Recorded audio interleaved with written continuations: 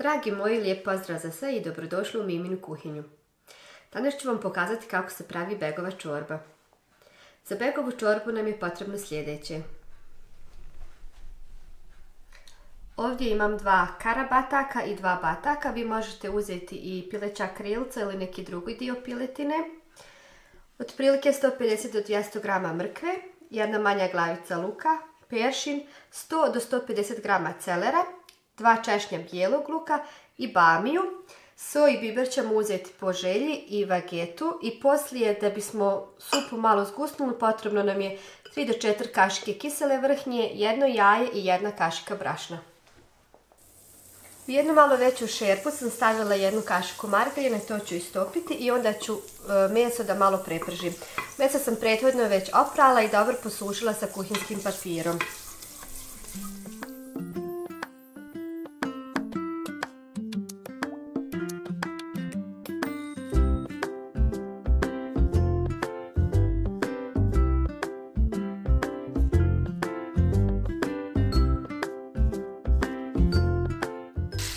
Sad ćemo sve malo da pržimo dok nam meso ne dobije lijepu boju.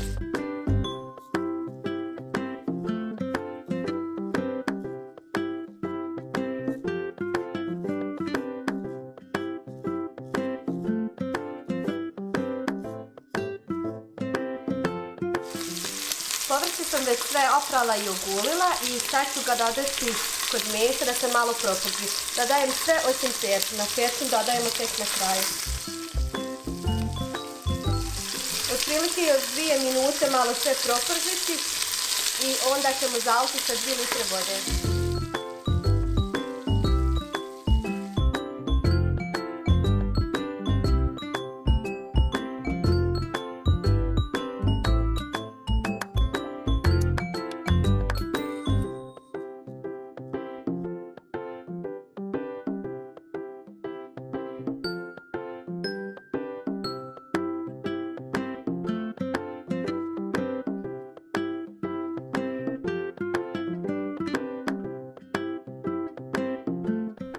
U principu smo sad napravili pileći temeljac.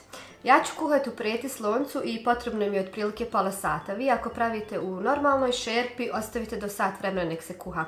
Ako ne volite da vam je povrće previše mekahno, možete ga nakon pola sata izvaditi i ostaviti sa strane.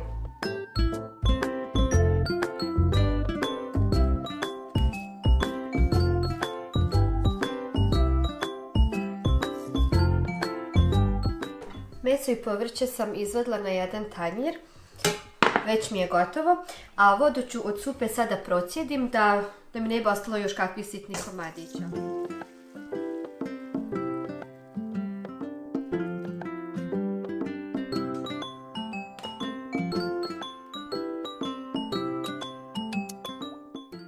Vodu ćemo sad vratiti nazad u šerpu. Ali ne sve, ostavit ćemo otprilike 200 do 300 ml još sa strane, treba će nam.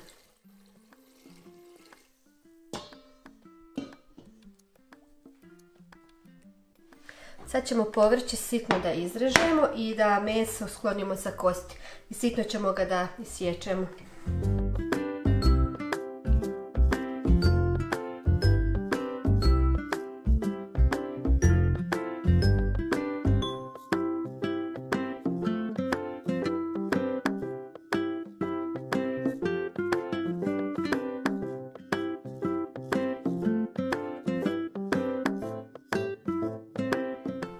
U jednu malo dublju posudu ću staviti luk koji mi je ostao i 1/3 mrkve i celera i to ću sve da ispasiram sa ovim ostatkom vode koji smo ostavili već sa strane.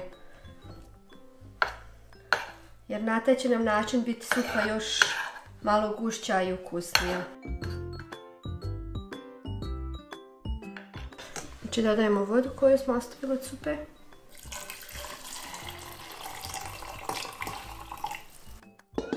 To možete sad da ispasirate. Možete sa viljuškom ispasirati ili sa štap mikserom.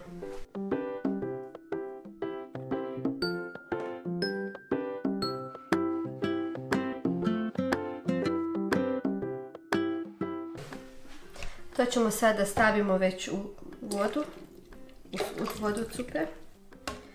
i ostatak povrća.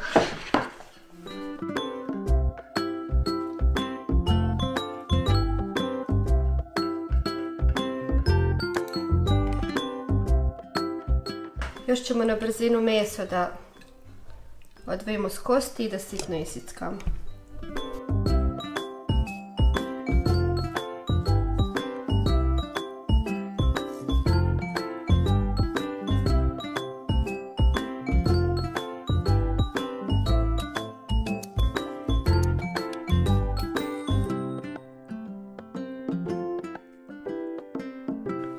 Meso sam skroz na sitno isjekla.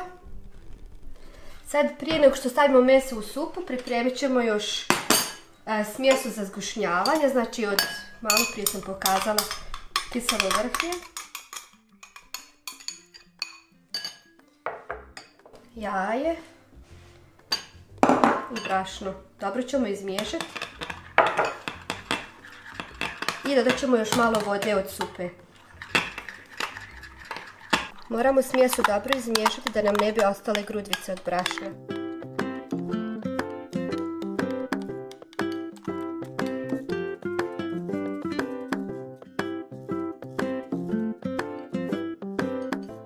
Sad ćemo malo dodati supe.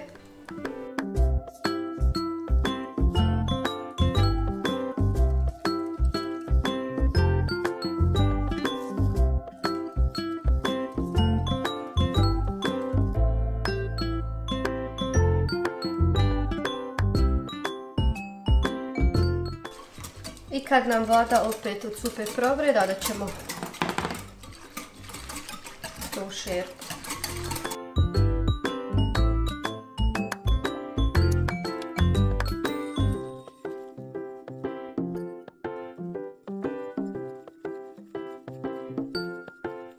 Sad nam je preostalo još da začinimo supu sa začinima i onda ćemo dodati sitno nasjeckanu piletinu i peršin.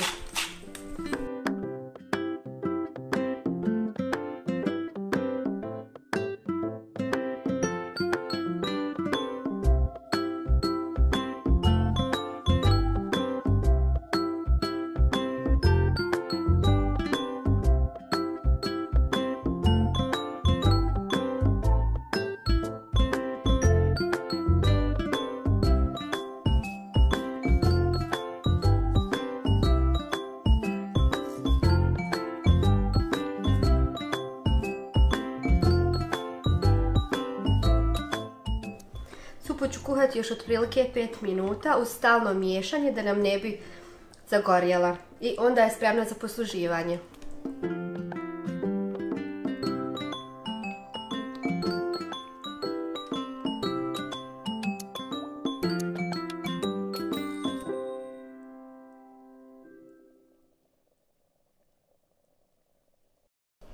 Begovu čorbu možete da koristite kao predjelo u obliku supe ili kao glavno jelo kao čorba, znači sa dodatkom kruha.